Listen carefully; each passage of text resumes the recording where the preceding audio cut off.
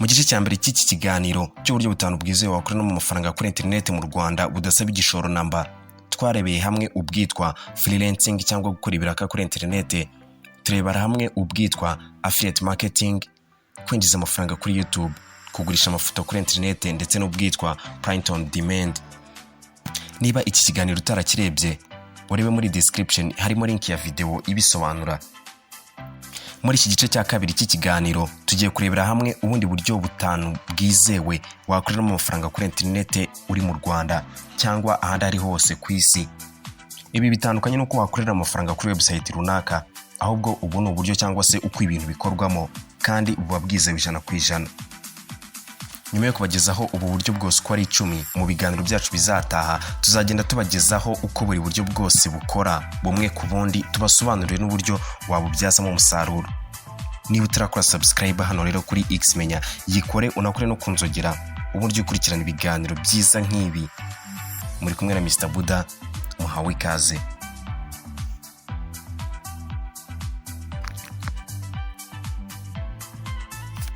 Uburyo bwa gatandatu bwizewe bwo gukorera amafaranga kuri internet ni ukwifashisha amagroup ya Facebook ugurisha ibintu binyuranye. Ubu buryo bwinjiza amafaranga menshi cyane, gusa ariko abantu benshi ntibarabusobanukirwa neza, kandi nawe ushobora kuba utarabusobanukirwa imikorere yabwo nuko wabwinjirizamo amafaranga. Facebook Marketplace ni uburyo bwo kugurisha ibintu binyuranye, byaba ibyakoze cyangwa ibishya ku banyamuryango ba Facebook cyangwa se abakoresha Facebook.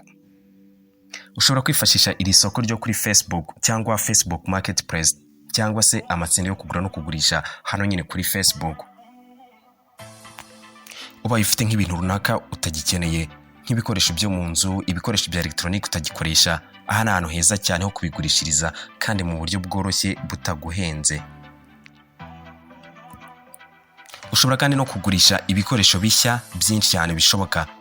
Bimwe mu bikunzwe cyane harimo imyambaro n'inkweto, electronics, ibicuruzwa by'ubwiza, ibikinisho by'abana, ibinyabiziga, ibibanza n'amazu, ibikoresho byo mu nzu nk'intebe, ameza n'ibindi byinshi cyane. Ikindi kandi wamenya kuri Facebook Marketplace nuko atari ngombwa cyane kugurisha ibicuruzwa byawe gusa, ahubwo ushobora kwegera iduka cyangwa umucuruzi runaka mukagira ibyo mwemeranya, ubundi ukazajya ucuruza product ze nawe ariko ugakuramo inyungu yawe, cyane ko ari wowe wishyirira igiciro wifuza. Aho wibuka ko nta kintu uba washoye mu by'ukuri. Ingero zishoboka cyane wahita ukora kuri ibi ni ugucuruza inkweto, imyenda, ibikoresho by'ikoranabuhanga nka telefone, laptop, imodoka, inzu n'ibibanza n'ibindi byinshi nyine wumva nawe ushobora kubonera abakiriya. Kandi nucunga neza uzasanga abacuruza mwene ibi bikoresho mu maduka bakorana nabo bashakira abakiriya. Niba uzi gukoresha Facebook neza rero, aya mahirwe ntagucike, cyane ko mu Rwanda kuri ubu Facebook iri gukoreshwa n'abanyarwanda barenga 1 miliyoni. Akaba ari rwo rubuga nkoranyambaga rwa mbere rukoreshwa cyane mu Rwanda. Abenshi bafata amatsinda yo kuri Facebook nk'ahantu ho gutakariza umwanya gusa, havugirwa ibidakenewe. Gusa ndakumenyesha ko uyu ari wo mwanya wawe mwiza wo kwabyaza umusaruro. Tangira nonaha. Niba ushaka kumenya uko Facebook Marketplace ikora akantu ku kandi, wareba video yihariye twabikoze mu biganiro byacu byashize ugasobanukirwa, ndetse no muri description y'iyi video twabashyiremo link yayo mushobora gukoresha mukayireba.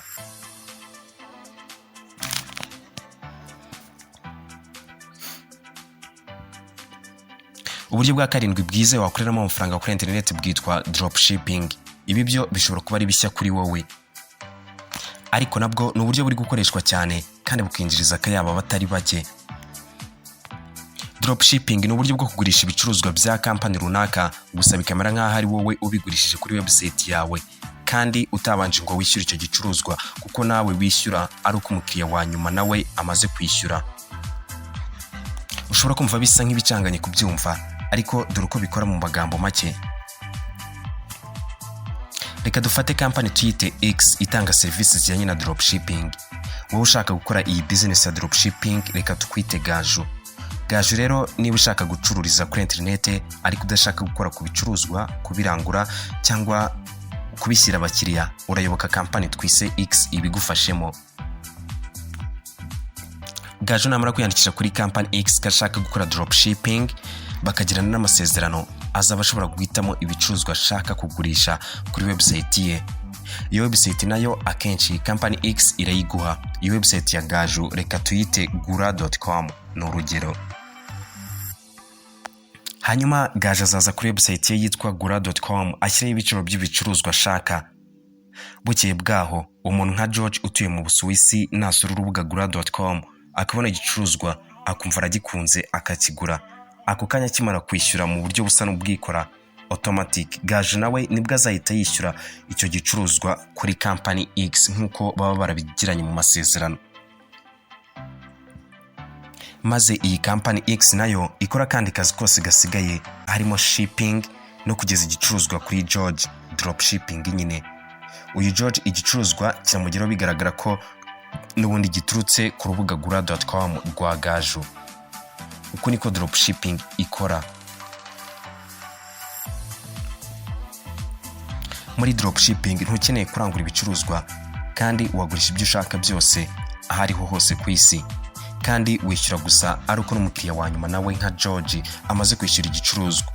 Ntukeneye kubika cyangwa gutwara ibicuruzwa kuko byose bikorwa na company muba mwaragiranye amasezerano, dropshipping company nk'uko twabibonye mu rugero X company. Icyo usabwa ni ukwiyandikisha kuri company runaka, ubundi wenda uko basabwa amadolari make cyane yo kugukorera ndetse no gucunga website yawe ugomba kwifashisha.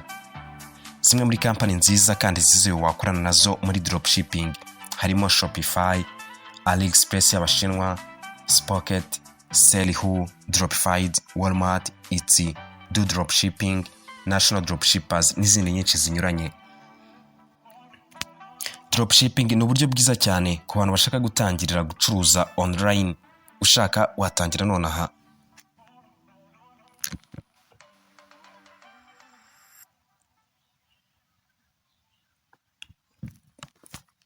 Uburyo bwa munani bwo gukoreramo amafaranga kuri internet kandi budasaba igishoro ni ugukorera amafaranga kuri Instagram. Abantu benshi bafite konti za Instagram zabo nk'izo kwishimishirizaho gusa cyangwa gutwika. Nyamara hari abandi bazigize ibirombe bikomeye cyane bibinjiriza akayabo kandi mu buryo bworoshye cyane. Uti bikorwa bite, bigenda bite? Kugeza ubu Instagram ikoreshwa n'abarenga biliyoni 1 na miliyoni 200 ku isi hose. Ni rwo rubuga nkoranyambaga rwa mbere rukoreshwa cyane ku isi nyuma ya Facebook, WhatsApp na YouTube. Abenshi bazwiho gukorera amafaranga kuri Instagram. Ugomba kuba uri icyamamare cyangwa se uri rurangiranwa mu kintu runaka, wenda nka Cristiano Ronaldo, cyangwa se uri umunyamuziki ukomeye cyane. Ariko ibisiko biri kuko abo ba followers bawe 1000 gusa barahagije ngo uhindure Instagram yawe imashini ikora amafaranga, kuko niba ufite hagati y'aba followers 1000 n'ibihumbi 10 uri micro influencer. Kandi aba bashobora kwamamaza ibicuruzwa by'ibigo bakunda bakishyurwa. Bakoresha kandi uburyo bwa affiliate marketing basangiza link zabo bahawe, ubundi bakabona aya komisiyo nk'uko twabibonye mu kiganiro cyacu gishize. Watangiza kandi Instagram shop ukazajya ugurishirizaho ibintu binyuranye. Wakigisha abantu ikintu runaka ukishyurwa. Kimwe nawe nuko ushobora kwamamarizaho ibyo ukora ukabona abakiriya benshi. N'ubundi buryo bwinshi bunyuranye wabyaza umusaruro Instagram yawe, aho tuzagenda tubasobanurira bumwe ku bundi uko bukora mu biganiro byacu bitaha. Wimara umwanya munini wawe w'agaciro ureba amafoto y'abasitari kuri Instagram gusa, ahubwo ushobora kumara winjiza akayabo kuri Instagram. Umwanya n'uyu ngo utangire rero.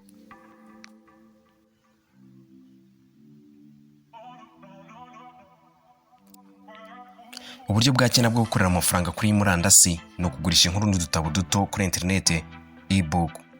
Aya aba ari amasomo magufi avuga ku ngingo runaka, akenshi aba ari muri format ya PDF ukora ubundi ukayagurisha ku mbuga zinyuranye zo kuri murandasi. Aya masomo yo kuyakora biroroshye ugereranyije n'andi masomo asanzwe yo kuri murandasi, online courses. Niba ugira umwanya wenda uri nko mu karuhuko, wategura udutabo duto twa e-book ubundi ukatugurisha ku mbuga zinyuranye zirimo Vizimi, Amazon Kindle Direct Publishing, Smashwords, Rakuten Kobo, Serify, Payhip n'izindi nyinshi zinyuranye. Niba wumva hari icyo wasangiza isi hamwe n'ikoranabuhanga, umwanya n'uyu ngo wigaragaze.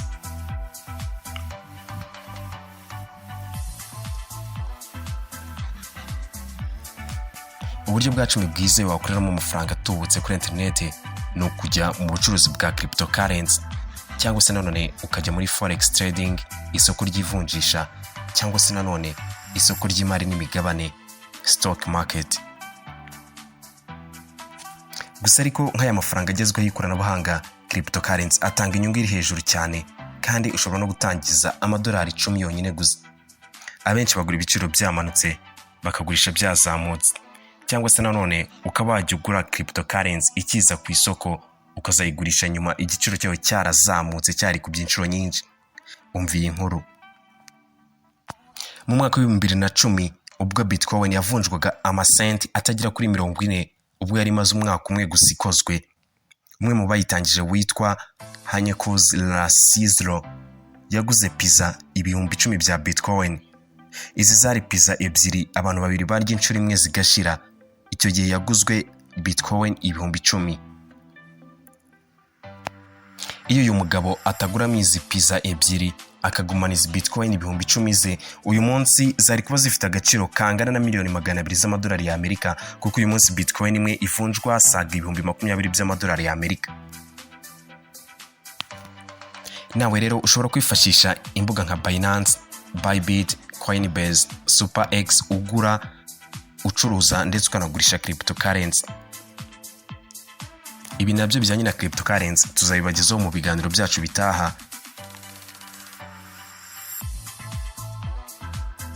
Muri iki gice cya kabiri cy'uburyo bwizewe wakorera mu mafaranga kuri internet mu Rwanda, twabagejeho uko wakorera amafaranga kuri Facebook, uko wakifashisha dropshipping, uko wakorera amafaranga kuri Instagram, uko wakorera amafaranga kuri internet ugurisha amasomo cyangwa udutabo duto ebook, ndetse no kugurisha cryptocurrency. Mu biganiro byacu bitaha tuzabagezaho ko buri buryo bwose bukora, kuva kuri freelancing twabonye bwa mbere kugeza kuri cryptocurrency. Ngakora subscribe ukane no kunzogera hano kuri X menya kugira ngo ibi byose n'ibindi byiza tubategurira ntibizabacike. Mubaye mufite ikibazo, igitekerezo cyangwa ikindi mwifuza ko twazababwiraho ubutaha, mwatwandikira muri comment cyangwa kuri nimero yacu ya WhatsApp ariyo 0788333476 tukabafasha. Wakunze video wanisangiza inshuti zawe. Mwari kumwe na Mr. Buddha, Imana ibahezagire.